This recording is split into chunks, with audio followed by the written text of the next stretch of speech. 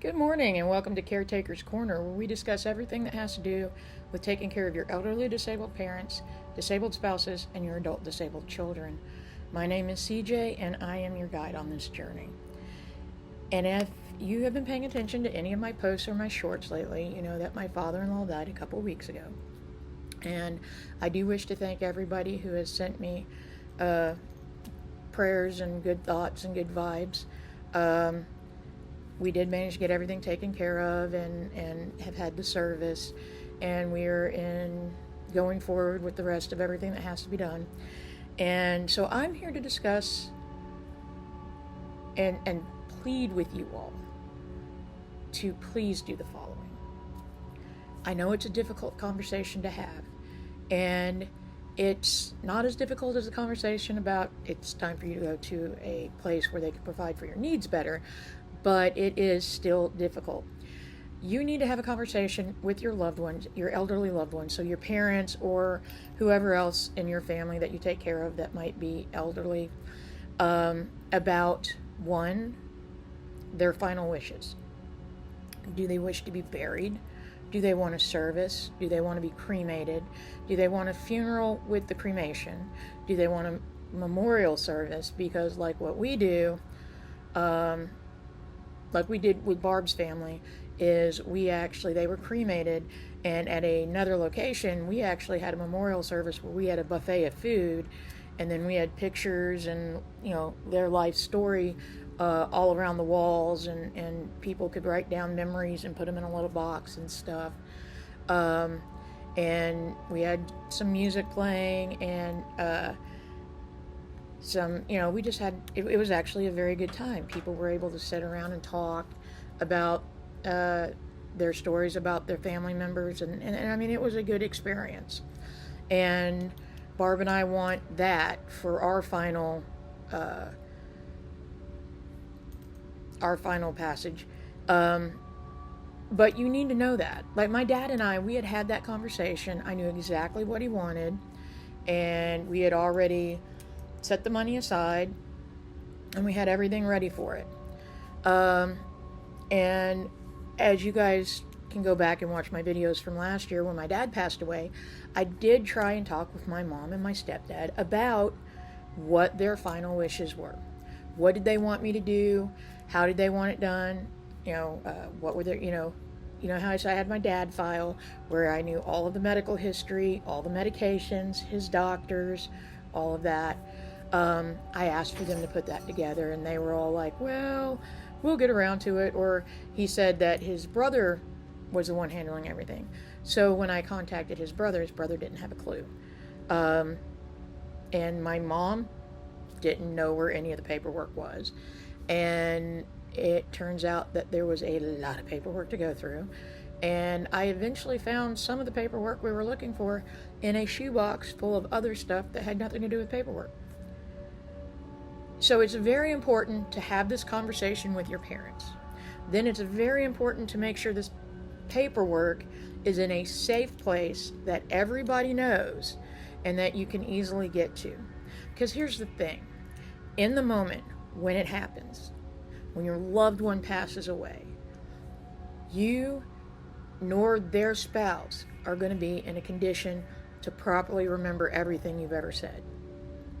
All right, so if you don't have it written down, and you don't have it filled out, and you don't have it in a place that you can easily find it, you're going to forget. You're not going to be able to think clearly. What funeral home did they want to go to? Did they want to be cremated? Did they want to be resuscitated? That is a big one. So, like with my stepfather, he did not want to be resuscitated. But they were. And when we got to the hospital, the doctor came to talk to us, and I was like, look, he did not want to be resuscitated, but we don't have that in writing. And the doctor was like, okay. So I'm going to tell you, you're going to want a DNR, which is a do not resuscitate. It's a living will, I think is actually what it's all called.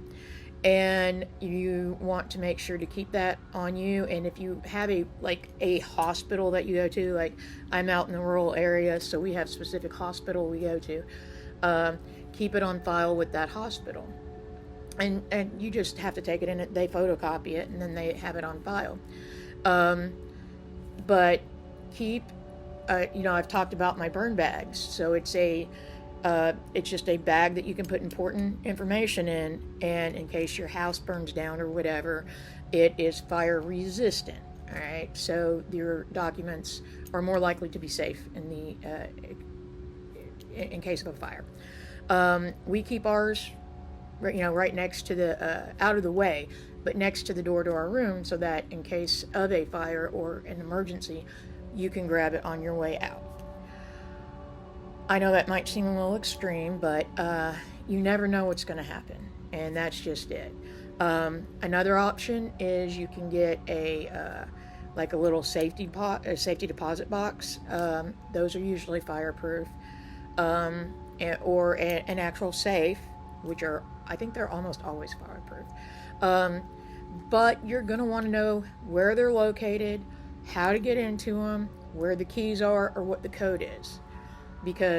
And you're going to want that written down somewhere, because I'm telling you, in the moment, you're not going to think about that. You're just not going to have a clue. You're going to be like when I went home and I discovered my dad, I was calling 911. When they showed up, I totally spaced the fact he didn't want to be resuscitated. He didn't want them to start any of that. But I had, I'd forgotten about that in that moment. So you really do want to have all these written down. And I have shown you this before, and I'm not sponsored by anybody, so keep that in mind. But this is the book that my friend Robin got for me. We've all got these. So that way you can write down, it's got a place to write down who you contact, family members that you want contacted. It's got a place for properties that you own, whether they're paid off or not, vehicles, accounts, like your retirement accounts, your different, like I have several investment accounts, so you can write that down in here. And that way, in the event that you pass, you've got that all in one area. Now, like Dad, he had all of his credit cards and different accounts written down in a notebook for me. So I could just start at the top, work my way down, canceling everything.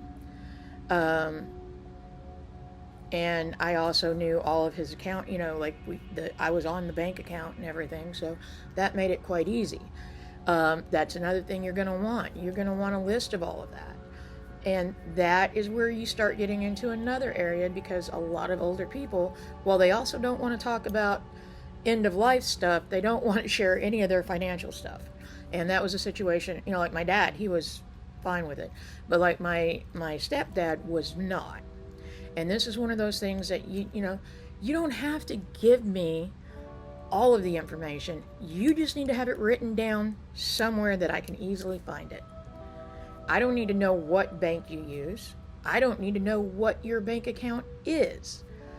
I need you to have it written down somewhere that I can easily find in the event something happens. And that's what you need to let them know. You need to let them know. You're not trying to take over their money. You're not trying to take over their financial history or their financial lives. You're trying to prepare everything in the event that something happens. Another thing to discuss is if they have a life insurance policy on themselves, or if they have a policy that will help pay for the funeral. Any of that. It's very important, and you need the paperwork right there. Here's the thing. A lot of funeral homes, if there's a life insurance policy, you just take that information into them and you're done with it, right? I guess the life insurance goes to them, and then they issue you a check for whatever is left after the funeral. If your family member does not have a life insurance policy, and this is not financial advice, by the way, it's just smart advice. I know there's a lot of life insurance companies out there that will tell you, hey, you can get life insurance through us for just $10, starting at $10 a month or whatever. And in most of those, if you're over a certain age, it's nowhere near $10. When my dad checked on it, it was like $200. And it was through the really popular one that's always on TV. I guess if you watch regular TV, which I don't. And so what we did, instead of him having their life insurance policy, he put $200 in a savings account every month. So in his case, his funeral cost $8,000. So, you figure that out by how many months he had the money in the bank. Didn't have to worry, was earning interest. Now, if you get a life insurance policy, the other thing to think about, especially if you're just starting one on somebody who's elderly, or anybody really, most of them will not pay out unless you've had the policy for 2 years. So when you're talking about somebody over the age of, say, 65 or 70, you got to weigh that one in too. It's just, I think, smarter to put the money into a savings account or a CD and just keep rolling it over. And every month, put whatever that payment would have been into that savings account. That way, you've got the money to pay for it. The other option is to prepay for whatever services they want, if they've got the money for that. You can actually, I think a lot of funeral homes will allow you to make payments on the services that you want, which is another good option. That way they can set all that up. The other thing you need to talk to your family member about, and this is another one where it gets really difficult and they start to get upset. Like my mom and I have officially had this talk, and once everything calms down, we're going to go and take care of a whole bunch of paperwork that needs to be taken care of. But a power of attorney. You need to get a durable power of attorney, and you need to let them know that it is only even allowed to be used in the case that they are not able to make their own decisions. That's it. Now, the other thing you need to remember is when they die, at the moment they pass away, that durable power of attorney is no good. Okay? It is just junk after that. So that's another important thing to remember. But in the event that they are hospitalized, or that they are unable to make their own decisions due to dementia or something like that, you have got that durable power of attorney, so you can make decisions for them, financial decisions and medical decisions. You can also fix up a power of attorney where it only covers one or the other. Like you have the power of attorney for your financial, but your sister is going to have the power of attorney over my medical. But, that's another possible way of doing it. And then you want to keep those all in a safe area. I also suggest that you have them write down a list of all of their doctors, and a list of all of the medication they're on, and a list of all of their health issues. And if you can get them to do it, and they can remember, a list of the medical issues of their family going back in the lineage as far as they can remember. When you go to the doctor, your doctor always asks, hey, has your mom or dad ever had any of these issues? Did your grandparents have these issues? So it's not only so that you can help them, but that you can help yourself later on in life when you need that information. I really, really suggest that you have this talk. It's a hard one to broach, to try and get them to talk about, but I'm telling you, it's a very important one. It will save you a lot of time and trouble and make things go so much easier in the event of the ultimate passing. We all want to think that, hey, it will never happen, but let's face it, that's about the only guarantee you have in life. So take the time, make a day of it, go out to eat, try and make it seem like it's not a bad discussion, because it's really not. And the sooner you have it, the longer you have to prepare everything you need, especially the one about the life insurance and the final death payments, because a lot of people don't realize that that can be expensive. And if there isn't a guaranteed life insurance policy or death insurance policy on a person, the funeral home can request all that money before they have the funeral. And while like a cremation is only a couple $1,000s, Like I said, my dad's funeral was $8,000, and that was actually cheap because, he was a veteran, so he was buried at the veteran cemetery, so I didn't have any of those expenses. Usually you have to have a plot, you have to have a vault for the coffin. All I had to do was pay for the coffin and the funeral home services. I didn't have to pay for anything else. So if you figure a plot in my area is a couple $1,000, and then you've got a vault, and I think those are like $5,000 or $6,000. I mean, it can get expensive. And that's just for a very basic one. Makes cremation look really good, doesn't it? So, I mean, those are things you want to think about and you want to talk about, because that can get really expensive. And I'm not sure how many people have $15,000 sitting around in their checking account that they can just drop on this. So I hope this has helped. I'm sorry it's kind of a depressing subject, but it's one that's very, very important. I cannot explain how important this is. And there's a chance I could do a lot more videos breaking these down into smaller increments so that I can get into more depth on each subject. But I hope you have a great day. Once again, thank you for all the well wishes for me and my family. And be safe, and I love you all.